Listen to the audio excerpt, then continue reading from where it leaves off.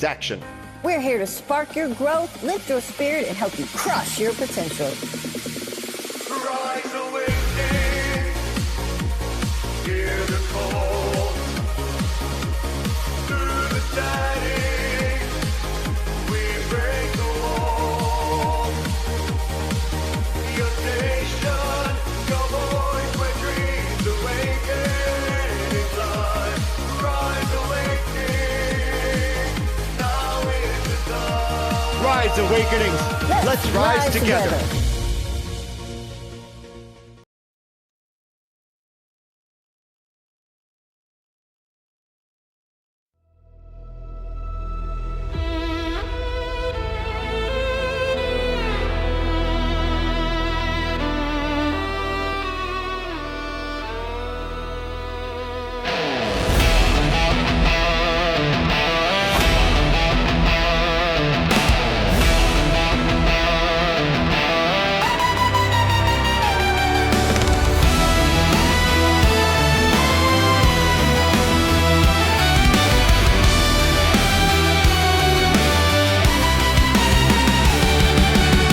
Cards laid bare, shadows collide.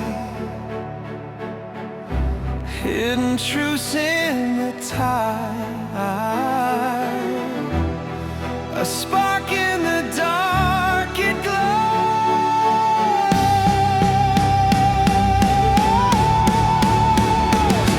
Illuminate, illuminate. Through the fog, the stars awake.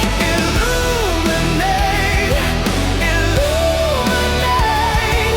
The path you seek, the steps you take.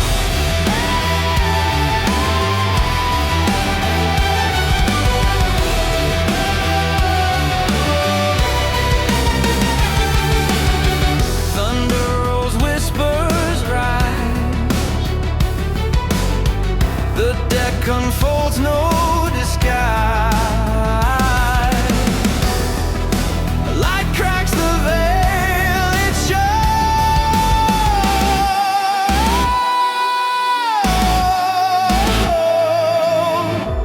What's unseen now inside? What's unknown now ignite.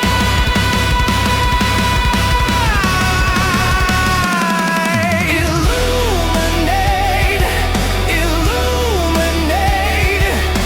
Through the fog, the stars awake.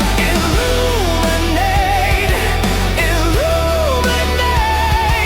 The path you seek, the steps you take.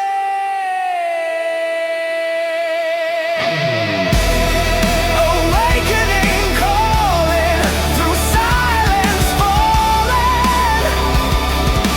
Wisdom crawls through the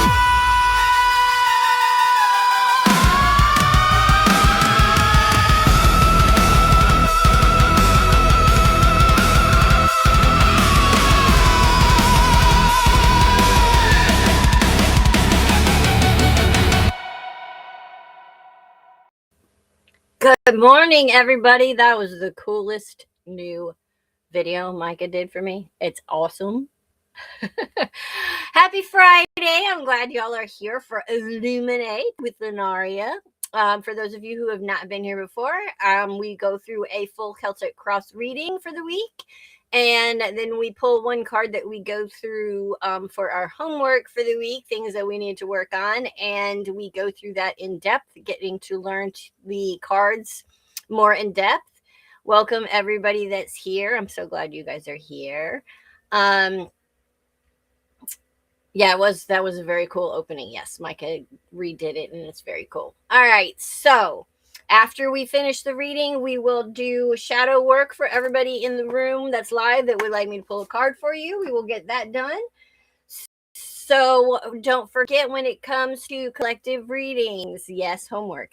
When it comes to collective readings, take what resonates, leave what doesn't. It's not necessarily for you. If it doesn't make sense to you, then it's not for you. Leave it for whoever it's for, and just take what works for you. All right, so let's get started. This is not a, I need to unmute the radio station. Dang it. One of these days I will get everything done and on time and start correctly. But until then, we'll just keep fumbling. All right. So let's start off. This is not an easy reading today. Sorry, guys. We're not even starting off great. We are starting off with the Eight of Cups.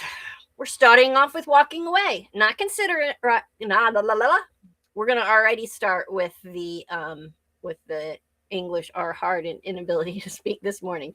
All right. We are starting off walking away, not considering it, not fantasizing about, actually doing it or being called to.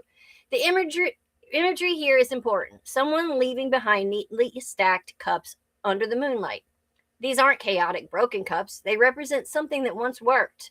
The meaning is emotional detachment, choosing growth over comfort, and leaving something good enough for something true. The shadow or trauma layer can indicate a pattern of staying too long out of obligation or leaving only after an emotional outburst.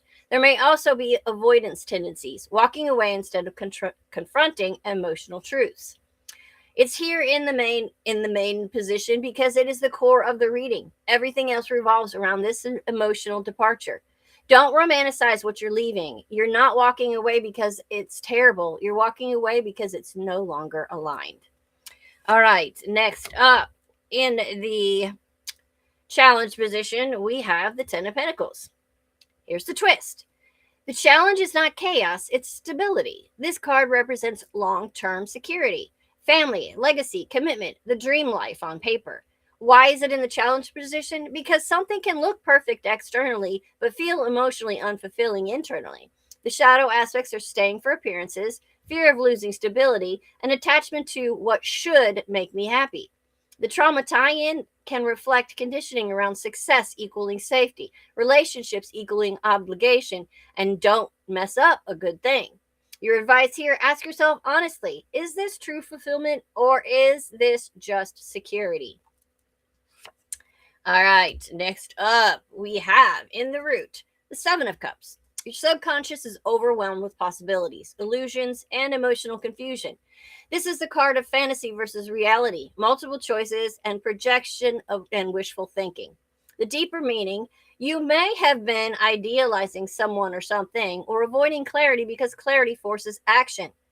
The shadow of this is escapism, emotional indecision, or seeing potential instead of reality. It's here in this position because the confusion is part of why the Eight of Cups is necessary. Not every option is real. Not every feeling is truth. Ground yourself. All right. Next up, in the past foundation, we have the Five of Cups. This is grief, loss, regret, emotional disappointment. The imagery shows someone focused on spilled cups while ignoring what remains, meaning past heartbreaks, emotional wounds not fully processed yet, and regret influencing present decisions. The trauma layer, this is where attachment wounds live, abandonment, disappointment cycles, and emotional scarcity mindset. Why is it here in this position? Because you are still carrying emotional residue from this. It's shaping your current perception. You cannot make future decisions from past pain without distorting the outcome. All right. In the position of your conscious goal, we have the Two of Swords. You know you need to make a decision, but you're resisting it. Papa walks into the room and immediately gets called out. Wait till we get to the homework card. This card shows avoidance, emotional blocking, and choosing not to see. The deeper meaning may be you may be trying to keep the peace, avoid hurting yourself or someone else, or delay the inevitable. The shadow is indecision, is a decision. Why is it here? You're aware something isn't right, but you haven't fully faced it yet. Take off the blindfold.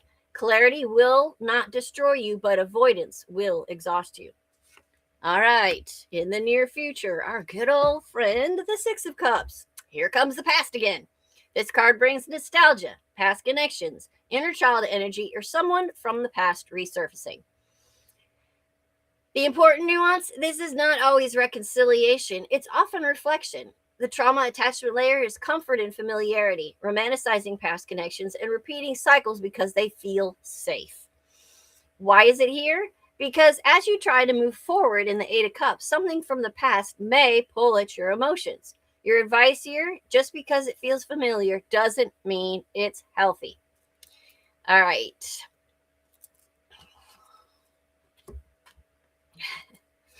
All right, in the position of you right now, you are the Nine of Pentacles. This is your power card. You are independent, self-sufficient, and capable of standing on your own. You already have the ability to choose yourself. But the shadow is hyper-independence, fear of relying on others, and I'll just do it alone. Why is it here? You don't actually need what you're holding on to. Choose from empowerment, not fear or loneliness. All right.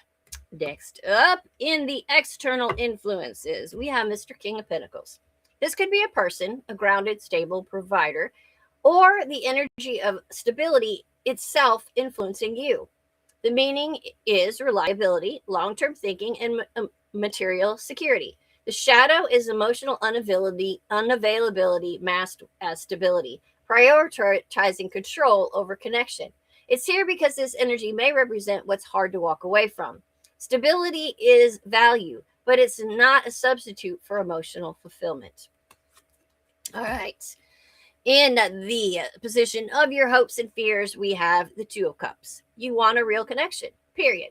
This card represents mutual love, emotional reciprocity, and soul level connection. The duality is that you hope for this, but you also may fear it, or that it won't happen at all, or that what you have isn't it. It's here because this is what your heart actually wants, beyond stability and beyond illusion. Don't settle for almost when your soul is asking for aligned. All right. In the position of the outcome, we have the Four of Cups. This is the emotional mic drop. The Four of Cups is dissatisfaction, emotional disengagement, and ignoring an offer. A person sits under a tree, ignoring a cup being offered to them. If nothing changes, this leads to emotional numbness, missed opportunities, or rejecting something better because you're stuck in your head. The shadow is apathy, emotional burnout, and an inability to recognize genuine opportunities. Your advice here, wake up emotionally. Don't let discontent make you blind to what's actually being offered. All right, so 6 out of 10 cups in this reading. When the cups dominate like this, it signals emotional overwhelm, intuition nudges being ignored, deep inner processing, and relationship themes taking the center stage. But here's the nuance. Not all the cups are positive. You have 8 of Cups, which is walking away, 5 of Cups, which is grief, 7 of Cups, which is illusions, and the 4 of Cups, which is apathy. That's a heavy emotional cycle. Then you have 6 of Cups in the past, and the 2 of Cups as a true connection. So what's happening? Can I hammer that into one of my employees' heads? You may most certainly have. I will lend you the cards and you can beat them. So what's happening? You're being asked to evolve emotionally, to stop living in the past, the illusions, the regret, or the avoidance, and instead move toward clarity, alignment, and a real emotional reciprocity. This is not subtle energy. This is emotional saturation. This is a reading about emotional cycles, attachment patterns, nostalgia versus reality, and a very real need to emotionally evolve instead of looping. There's also strong contrast between emotional fulfillment in the cups and the material stability in the pentacles showing up as a secondary theme. The translation, you can have stability, security, and even the ideal life. But if the emotional piece isn't aligned, it will still feel empty. This is not a light reading. This is a you can't unknow what you already know type of spread. You're standing between emotional comfort that no longer fulfills you and emotional truth that requires courage. The pentacles say you're safe. The cups say, but are you happy? And the 8 of Cups at the center says, you already know the answer. That was a little rough. Just a little. All right. A lot of stuff that we a lot of us needed to hear, unfortunately. All right, so on to the homework card for the week. All right, so we have for our work this week the Six of Wands. The Six of Wands. This is the card everyone thinks they understand at first glance. Victory, success, recognition. This is true. But also ego, validation wounds, imposter syndrome, and the dangerously addictive high of external approval. This card goes way deeper than a parade and a pat on the back. Let's tear it all the way open. I'm not going to hold it through this whole thing. All right, so in the traditional decks, we see a rider on a horse, already a symbol of movement, power, and status. A wreath on their head, which symbolizes victory, achievement, and being chosen. A wand, also crowned with a wreath, which is success being visible and not private. And a crowd surrounding them, watching and celebrating. This is not quiet success. This is public recognition. The key detail, the figure is elevated above the crowd. That elevation matters. It introduces the themes of being seen, being judged, being separated from others, and being put on a pedestal or putting yourself on one. In the upright, the surface level of this card is victory, achievement, recognition, success after effort, and public acknowledgement. Why can I not speak today? Yes, this is the moment where your work pays off, people notice you, and you are validated externally. But that's just the entry point. The deeper psychology of the Six of Wands is about external validation, not just I succeeded, but I succeeded and people see it. This ties deeply into self-worth, identity, visibility wounds, and needing approval to feel secure. In a healthy expression, this is confidence rooted in real effort, allowing yourself to be seen and celebrating wins without minimizing them. In unhealthy expressions, it's needing applause to feel worthy, performing instead of living authentically, and measuring self-worth through the reactions of others. The trauma and shadow layers for this card often show up for people who have felt overlooked or invisible, had to earn love or recognition, or been praised only for their achievements and not for who they are. So success becomes a survival mechanism. You may unconsciously think, if I achieve enough, I'll finally be enough. If people praise me, then I'm safe. But here's the problem. External validation is unstable, which means the shadow side of this card includes anxiety after success. Can I maintain this? Fear of failure or public embarrassment, and imposter syndrome. The ego versus the authentic confidence says it's the Six of Wands walks a very fine line. Sorry, I'm looking at the chat. I'm having a hard time letting my past go. Was telling Kitten this yesterday. Yeah, so am I. So we're in that one together. All right, confidence says I did it well and I'm proud of myself. But ego says I need you to tell me I did it well or it doesn't count. This card asks, who are you without the applause? In love and relationships in the upright, this is being proud of your partner. A relationship being becoming public or official, or feeling chosen and celebrated. But deeper, are you being loved or just admired? Are you choosing someone because they validate you? This can also indicate relationships that look great from the outside, but may rely heavily on appearances. In career and life path, this is promotions, recognition, leadership, being in the spotlight, an influencer, and visible energy. Take the win, own it, but don't build your identity on it. When this card is in the reverse, this is where we get into the real work. The surface level of the on the surface level of a reversal is the lack of recognition, delayed success, feeling overlooked, public failure, or embarrassment. But again, that's just the surface. The internal experience when reversed is where validation wounds get loud. You may feel unseen, underappreciated, and like your efforts don't matter. Or the opposite, you are being recognized, but you can't internalize it. That's imposter syndrome. The shadow expression is validation starvation. Not why is no one noticing me? Overworking to prove your worth, or resentment towards others' success. Imposter syndrome is downplaying achievements, fear of being found out, or disconnect between reality and self-perception. Then there's ego inflation, overcompensation, bragging, seeking attention aggressively, and needing constant reassurance. Next, fear of visibility, holding yourself back, avoiding opportunities that would put you in the spotlight, or self-sabotage right before success. The trauma lens in the reverse often ties to being ignored or overshadowed in childhood, in constant praise or conditional love based on performance. So now, either you chase validation endlessly or you reject it because it feels unsafe. In love, when it's reversed, you're feeling unappreciated in a relationship. It's a one-sided admiration or seeking validation outside of the relationship. It can also be being with someone who needs constant praise or cannot acknowledge your worth. The deeper question here is, are you being valued, or are you trying to prove your value? In career reverse, this is not being recognized for your work. Workplace favoritism or feeling stuck despite the effort. Or internally not owning your success, playing small. The real difference between the upright and the reverse is this: upright equals success and reversed equals failure.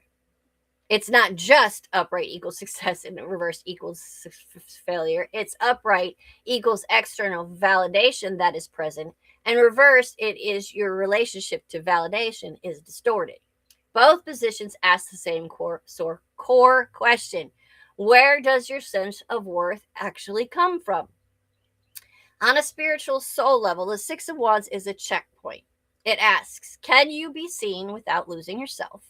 Can you succeed without attaching your identity to it? And can you validate yourself even when no one else does? Because here's the truth: applause fades, attention shifts, and crowds move on. And when they do you still believe in yourself? And that's the important part. Celebrate your wins, but don't become dependent on them. Let yourself be seen, but stay grounded in who you are. Notice where you seek approval and gently reclaim that power. And most importantly, you are not more worthy when you are recognized, and you are not less worthy when you are not.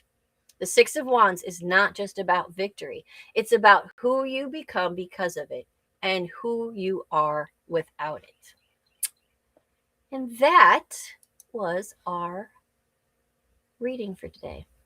Oh dear, did we get you, D? Did the cards know I was going to be here today or what? Yeah, maybe.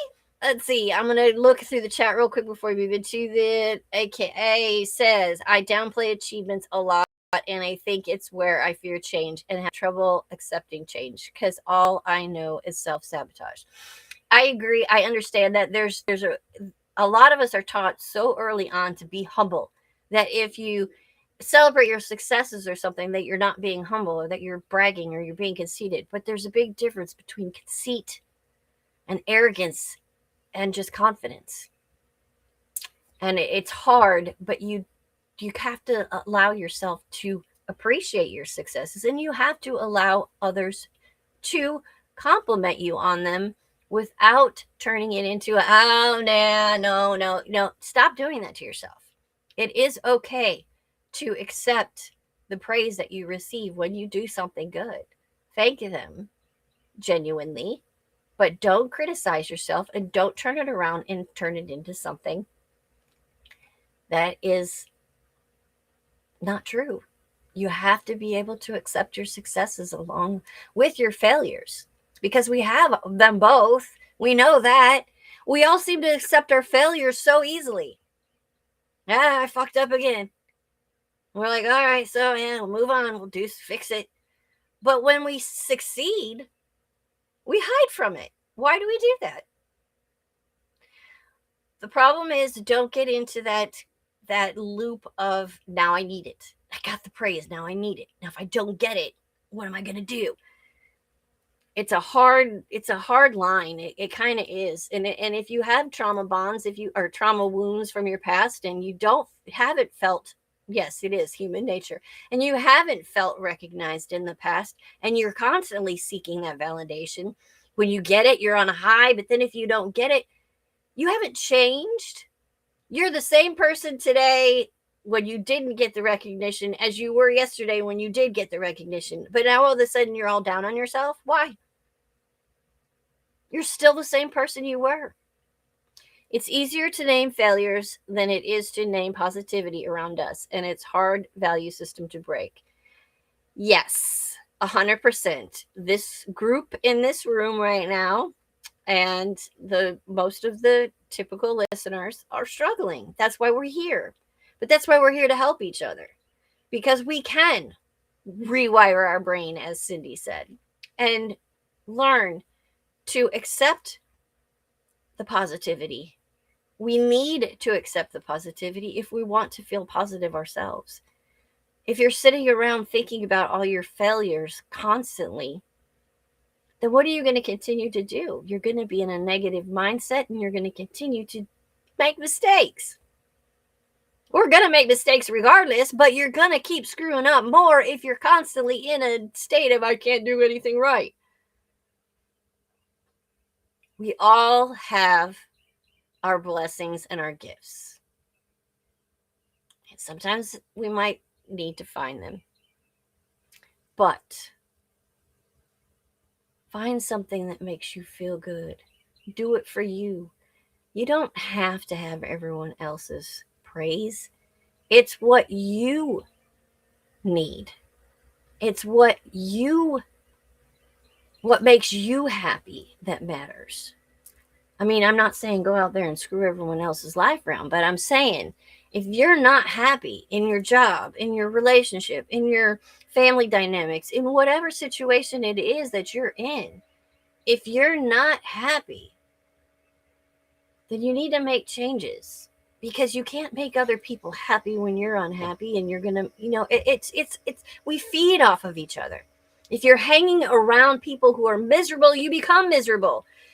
If you're miserable and you're around people, you make them miserable. We gotta stop focusing on finding what makes us happy within ourselves and stop looking for it in other people, because they're not going to give it to us.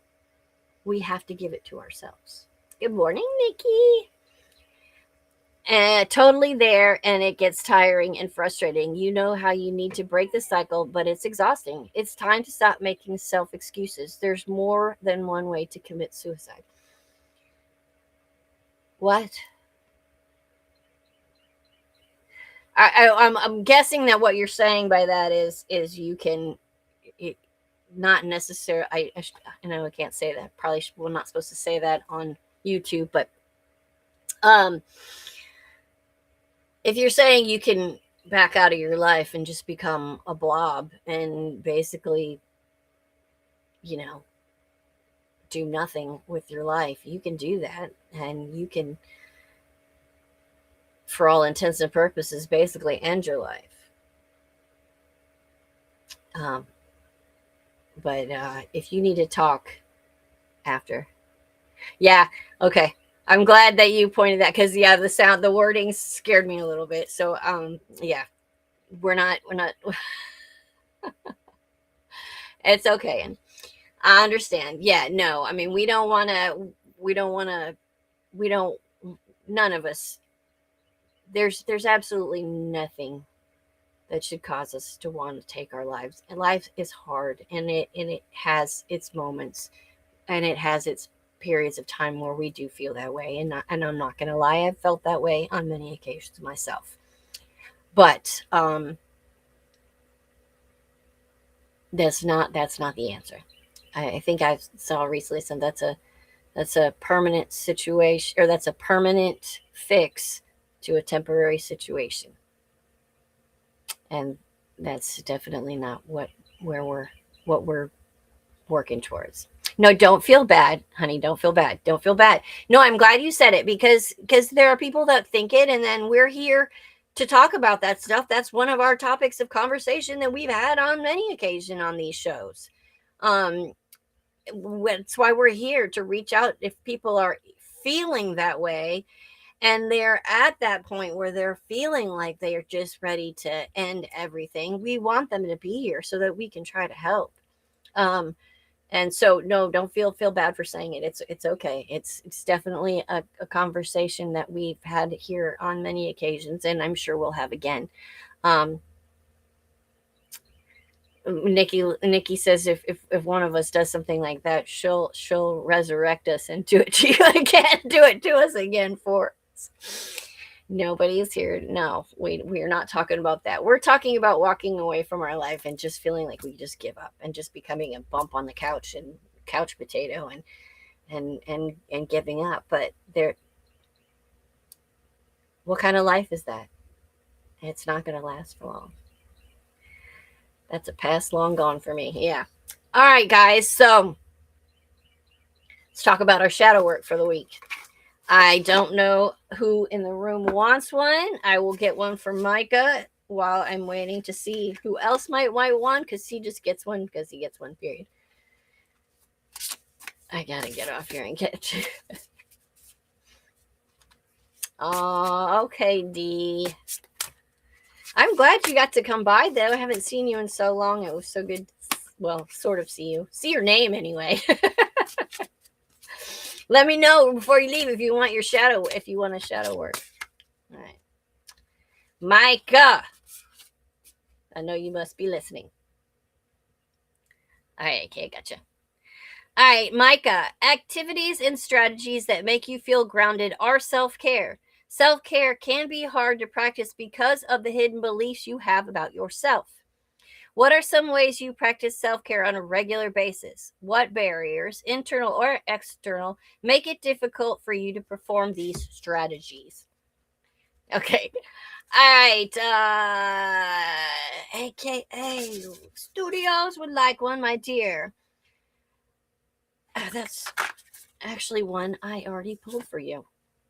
And you would think that in this stack. All right. Many people struggle with finding a work-life balance. While limited time is a major challenge, there are also competing shadow motivations that make finding balance difficult for most. What are your biggest challenges in finding work-life balance? What are the possible internal and value-driven conflicts you've yet to reconcile? Anybody else want one? I will pull mine for the day and call myself out like I do. Wait to see if anybody else wants. All right, so mine for the week. Guilt and shame can be powerful forces in your life if left unmonitored within the shadow. Facts. What experiences in your history are you carrying around with guilt and or shame? How does this impact you? How could you try to respond to these parts with more compassion moving forward? Cindy.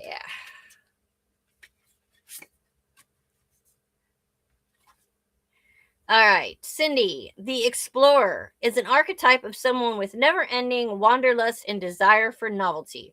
Have you ever lived your life as this type? What were the benefits and challenges? If you haven't seen yourself as an explorer, in what ways might your shadow desire some of the traits of this archetype? Michael, would you like a card? A shadow card? I'm working. AKA says I'm working to become a published novel writer. I'm trying to expand creative writing explorations online. That's great. Absolutely. That's fantastic. All right, Michael. Even positive experiences like simple awe and wonder can be repressed into the shadow. Unfortunately, this can limit the access to your higher, more spiritual self. What's been a moment of awe and wonder in your life? How could you create more presence for these kinds of moments moving forward? All right. If no one else would like a shadow card, I will. Of all things, if y'all were here yesterday for the core, do you remember at the last minute of the show when that card popped out? And I was like, okay, he said this, and look what showed up. Well, as I was shuffling today, the same card came out for today. So apparently, clarity is the topic of the day. May you know clarity of vision and purpose. When the world becomes obscured and untrustworthy, may you know your own soul, your own truth, and your own heart. May this clarity be your compass as you take the steps of your journey. Trust this clear vision and make firm choices that are in the interest of your greatest good. Shock and awe has been. All right, so I'm going to see if I can find Micah's things here. Let's see. Nope, that's not it. Oh, wait, maybe it's there. There it is. No, that's not it either. I was trying to find the pictures and stuff. Anyway, I can't find them, so I'm just gonna put up. Oh, here we go. Embers of Light is already up there. Never mind. All right, forget it. It's already there. Embers of Light. It's right there in the corner. Right there. You'll find everybody's everything, from the station, from the radio station to the shows to everything else. Michael is working on an amazing website for us, and I cannot wait till it's done so y'all can see it. You can watch the shows from the website. You can do everything from the website. It's going to be very cool. All right, so tonight on Voices on the Rise, 6 p.m. with Hathery, it is Robin Bell, and he is so good. Y'all are going to absolutely love it, so be there tonight for that. I hope y'all have an amazing weekend. We'll be back Monday at 11 a.m. for the Bloom, Monday night at 6 p.m. for the Messengers. Tuesday, we will be here at 11 a.m. for Brindle's Vision. Is it 11 or is it noon? I don't know why it's noon for Brindle's Vision. Oh, Robin's doing acoustics. Cool. All right. So 11 or noon for Brindle's Vision. Then we'll be back on Wednesday night with Phoenix Talks with Brindle and Diane. The three of us will be back Thursday morning at 11 a.m. for the core, and I will be right back here Friday. And honey, you don't have anything to apologize for the misunderstanding. It's perfectly fine. I'm not upset. I'm glad we got a chance to talk about it because we do talk about that on this show. So it's okay. No need to apologize whatsoever. All right. I think that is all that I have for today. And oh, that is right. Rev D does have a guest on the Bloom on Monday. Am I allowed to say who that special guest is? I mean, I think it's been announced. I don't know. I know there's a delay, so I'm waiting for an answer. But yes, Rev D will have a yeah. Okay, so everybody knows anyway. Michael will be Rev D's guest host on Monday at 11 a.m. So be here for that. It's going to be great. All right, guys, I love you so much. I hope you have an amazing weekend, and I will see you Monday night at 6 p.m. Enjoy. I love you. Love yourselves. Be good. And all that jazz. All right, guys, I will see you soon. Let me get me out of here. What's unseen now inside? What's unknown now ignite?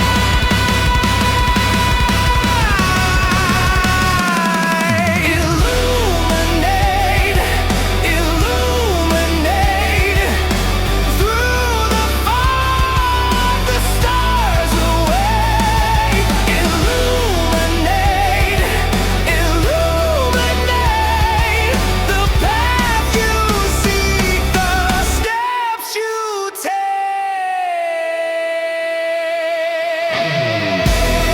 Awakening, calling through silence, falling. Wisdom crawls through the night.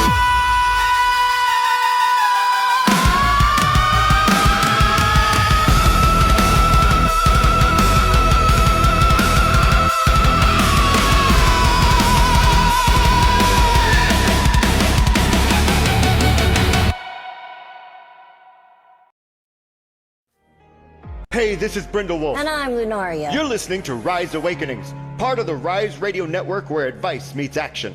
We're here to spark your growth, lift your spirit, and help you crush your potential. Rise awakening.